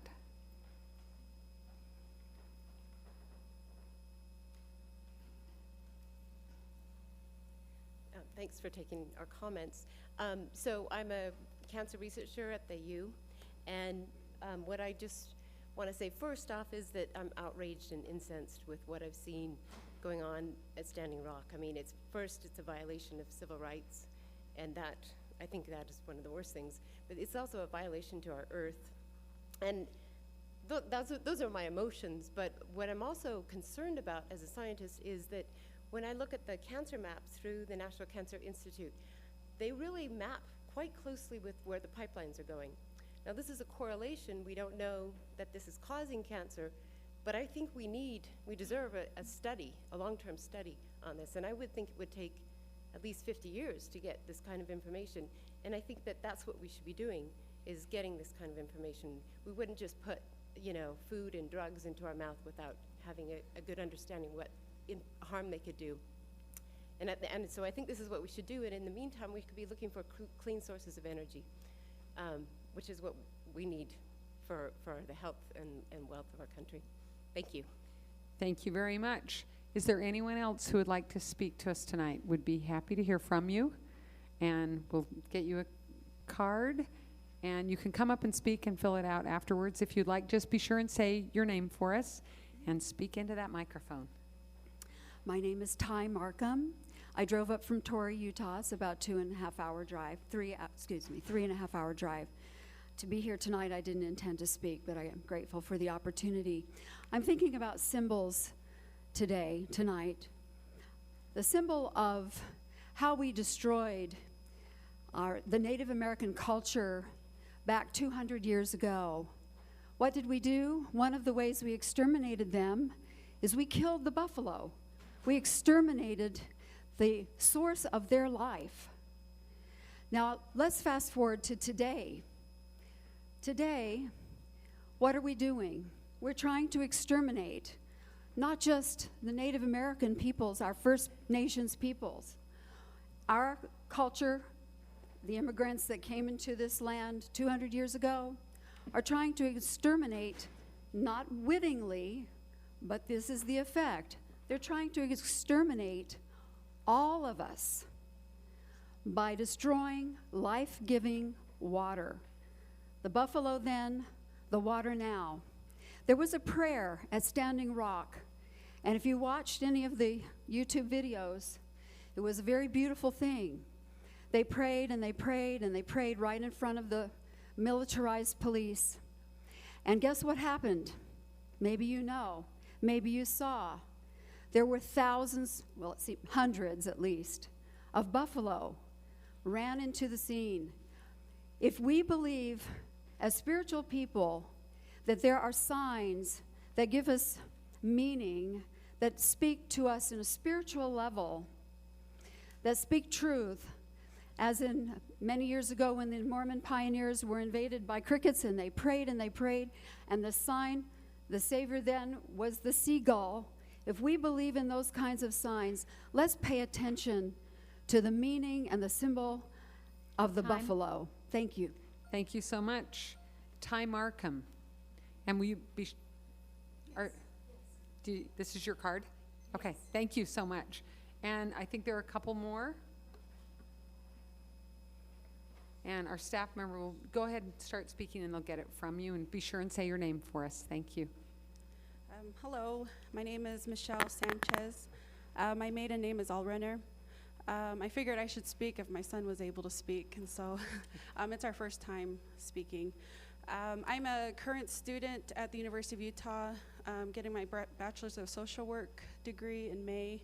I'm a first-generation college student, and so I've learned a lot, and I'm kind of understanding the process of how to get our voices heard. I grew up going to powwows across the country. I've traveled to Oregon, to Connecticut, and also to North Dakota. And I've met a lot of people, and so people that are part of the Standing Rock Sioux Reservation are my friends, they are my relatives, and it's been very difficult since I am in school to be there to support my brothers and sisters, but I'm kind of empowered that on a local level in Salt Lake, being in Salt Lake, that we're able to do something. And so I thank you all for being here and listening to us and giving us the time for each of us to speak. And so that's just a little thing I wanted to share, and thank you. Thank you for being here, and thank you for bringing your son. We're happy to hear from him. Is there anyone else who would like to speak to us, either here or in the hall or across the way? Okay. Come on up, say your name, and we'll have you fill out a card afterwards.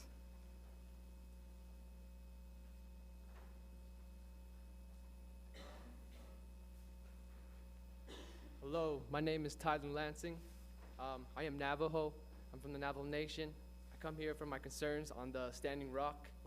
I believe it's wrong, and my thoughts on it is we need to stay strong and keep fighting against the pipeline. I believe 100% when this pipeline is built, 100% is when it bursts and breaks, 100% that we won't have clean water. I'm here today to speak for our future generations and for my children's and their children's to have clean water. I appreciate my voice being heard right now. It never really, I mean, I never really did come up here, but I believe that we do need to readjust our idea or our thoughts on how to properly think this over again, because I don't think that this will work out. But then again, this is not our world, I guess. But I speak for my people and our ancestors that sacrificed their lives on the line, and I believe that one day we will come together, we will be in peace, and we will all come along, and we will look back at this and see it as a demonstration on how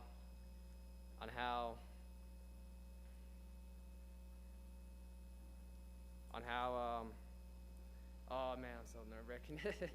Just take a deep breath. It's okay. But I heard on the news though, that the DAPL employees infiltrated towards the water protectors, and yet we still kept the peace. But yet our people are getting put in jail and being caged as animals and marked with numbers, which is not right. And plus, the DAPL employee was released with no charges at all, which is not right. Is not right too. But I will speak more on November 15th. Then I will be prepared. But till then, thank you for hearing my voice. Thank you very much. Is there anyone else who would like to address the council this evening?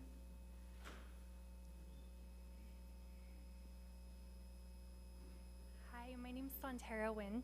I wasn't planning on talking, but water is life. There's no argument about that. We all need it to survive. Animals, our ecosystem. This pipeline is going to travel through multiple states, which these states carry a large amount of water. Water is a huge issue, whether we think about it or not. Look at what happened in Michigan. They turned off the public drinking fountains. People may argue that pipelines are going to be safer than trucking transportation, but why are we still doing pipelines? Why are we not looking into some sustainable resources? And at the end of the day, water is life. We all need it to survive. This is humanity's issue. Please, water is life. Thank you. Thank you very much. Is there anyone else? Come forward, please, and will you fill out a card after you speak, and be sure and say your name. And as you're getting your breath for a minute, we have seats in here in the chamber. If anyone would like to come in who's out in the hall, we've got room. Go ahead. Hi, my name is Gabriel Dwayne Brody, and I represent the Navajo Nation, the Diné Nation. And I just thought I'd come up here to give some perspective on the water's pretty important. Of course, Mini-Wachoni, everything, water is life. The two-legged, the four-legged, the winged, the swimmers, all beings need water. And that's where I earned my warrior stripe, was the second weekend of the movement back in August 16th. I actually went and showed up, and I encourage all human beings, young, old, regardless of your religion, to head on up there and support.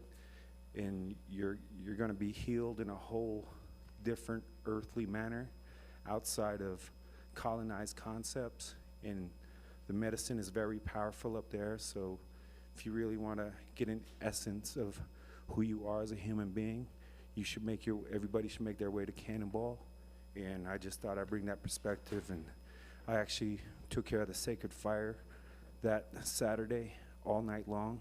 And the day before, I helped cook the buffalo stew for the whole movement right underneath the Cheyenne River base camp. And I have so much respect for my Sioux brothers, my Sioux relatives, and in particularly Mr. Orville Looking Horse. And Mr. Orville Looking Horse will be here in Salt Lake City November the 12th, 1 p.m. at the Urban Indian Walk-In Center. Yeah, I think the address is 130 West or 230 West, one of the two, and 1300 South, right next to by the ballpark, the Bees ballpark. I'm a resident of Salt Lake City. I've been here for a couple decades. I love this city, and I encourage all my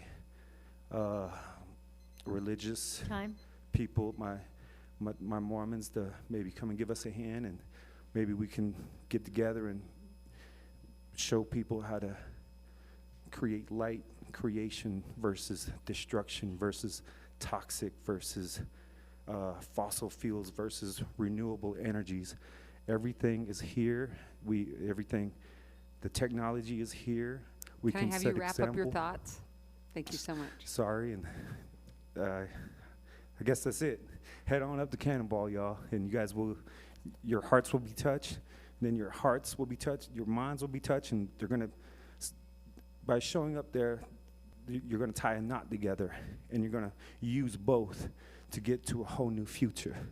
And big thank you to the chiefs up there, Mr. Orville Horse, Mr.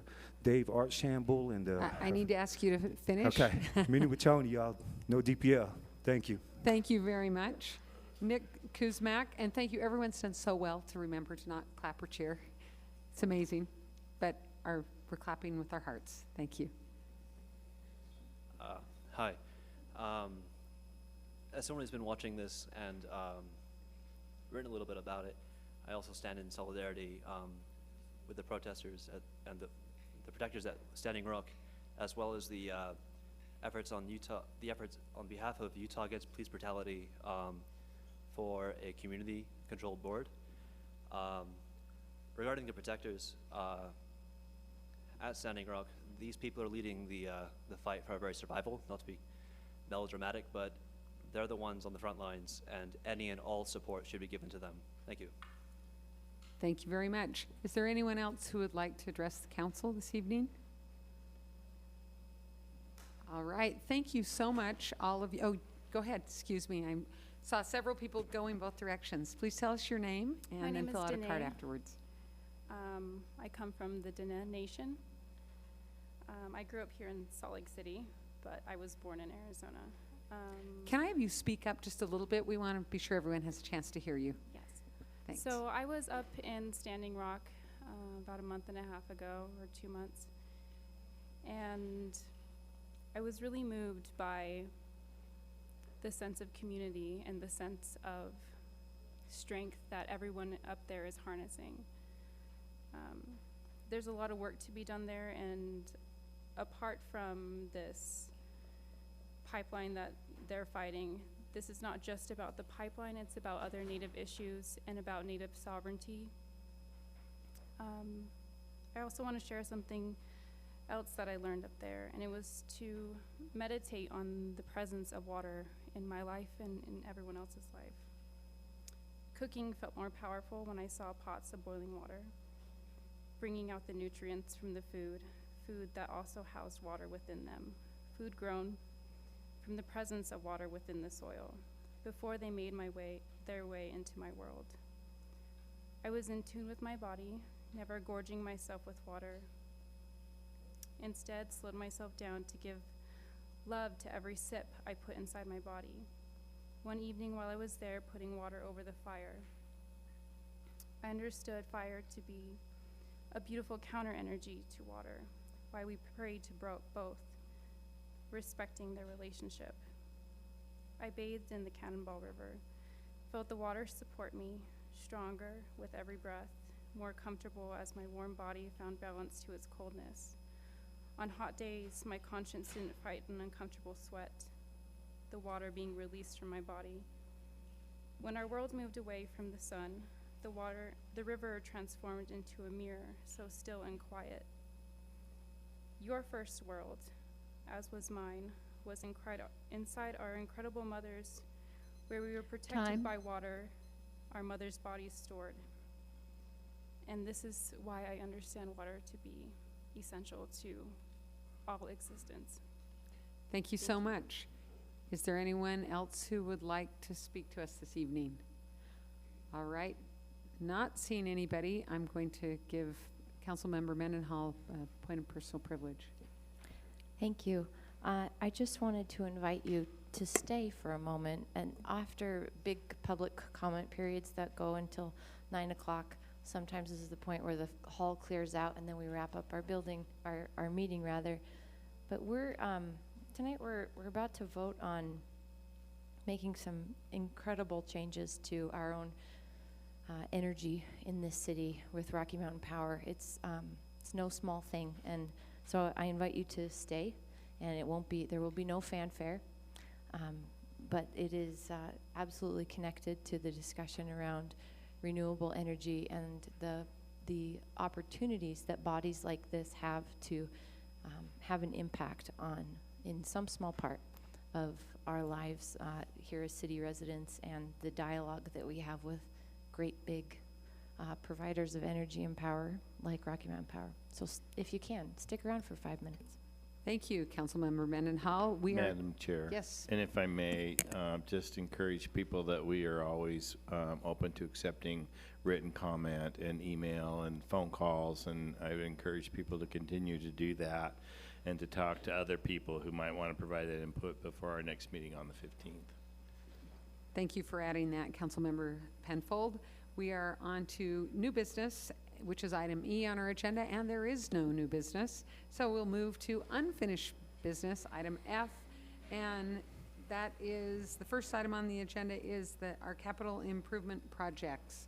Madam and Chair. I'm looking for a motion. Yes. I move that the council approve a resolution adopting a capital improvement program allocations for fiscal year 2016-17, including 1.6 million of additional parks impact fees for property acquisition for a new downtown park. Second.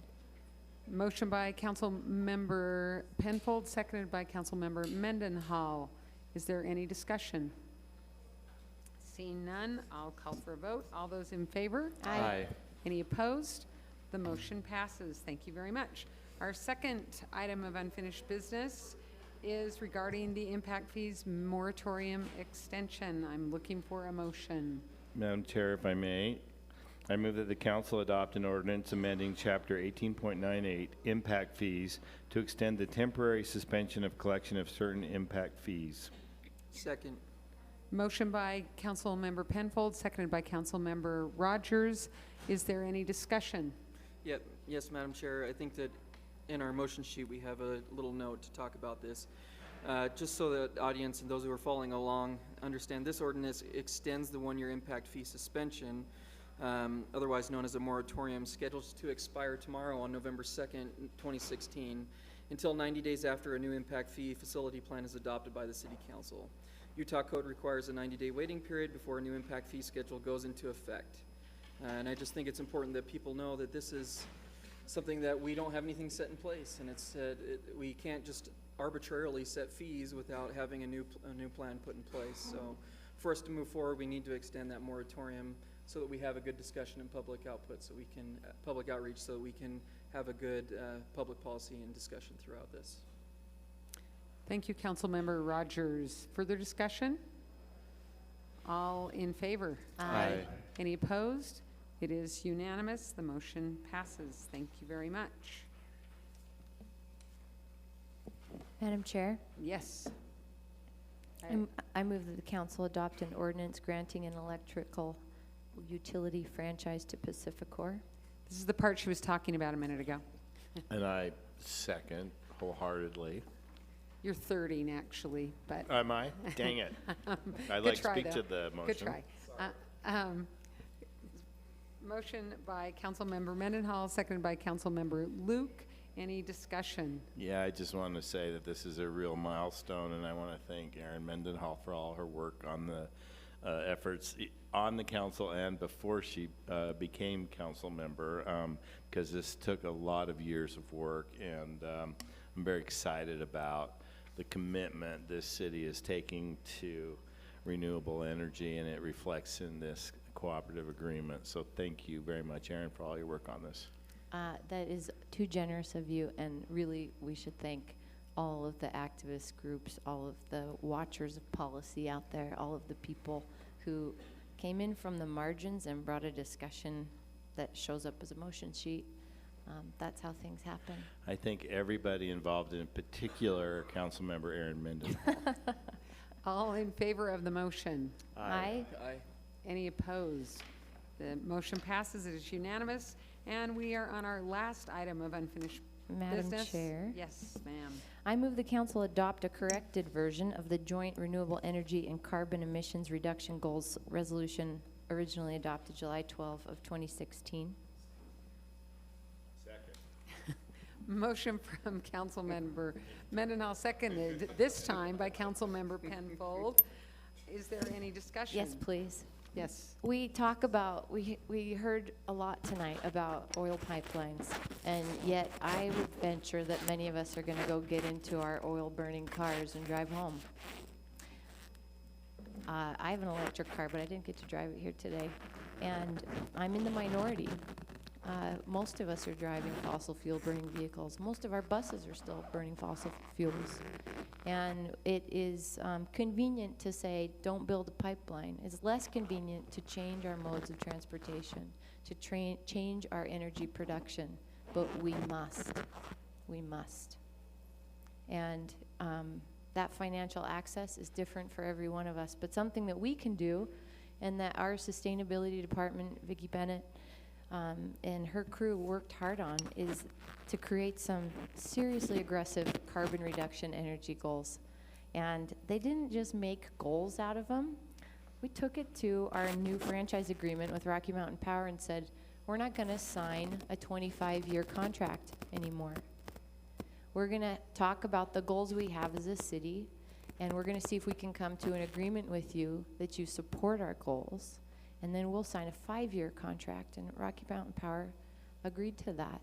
And in the interim time, between now and the 5-year point, every year we'll be analyzing how well we're doing in achieving our future goals of carbon reduction. And they are serious and aggressive. So I hope you look them up. What we've done in Salt Lake City with this franchise agreement and our joint cooperative agreement with Rocky Mountain Power is totally new, and I believe we're setting a precedent for the rest of the country and future franchise agreements with other power providers. So hats off to the administration, to our sustainability department, and to Rocky Mountain Power for playing ball with us. We have a heavy lift, but we are in it with the right partner to make this happen.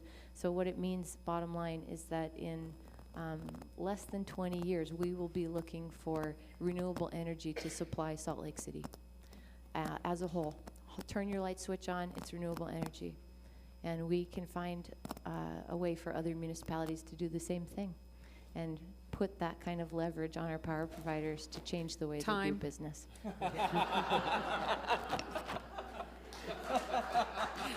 You can't clap, you can't clap. Touche, Madam Chair. No clapping. That was excellent. Can you tell it's my soapbox? Yeah, and we applaud your work on it. Thank you so much. All in favor of the motion? Aye. Any opposed? The motion passes. Madam Chair, I was going to Yes. say I don't want to thank Councilmember Mendenhall for this, but I'd like to thank all the people who were motivated by Councilmember Mendenhall's actions and activities to get this passed. Thank you. And before we move to the consent agenda, I want to point out that we will be removing item D2 and item D5. That's the board appointment of Philip Winston and the board appointment of Mario Organista. So I will look for a motion to accept the consent agenda minus those two items. Motion by Councilmember Luke, seconded by Councilmember Kitchen. Thank you so much. And We need a vote. yeah, that would be good. I'm getting a little bit tired. Sorry, I apologize. Any discussion? All right, all in favor? Aye. Any opposed? The motion passes. Thank you so much. And this concludes our formal meeting. Thank you so much for attending tonight, and we stand adjourned. And come back anytime.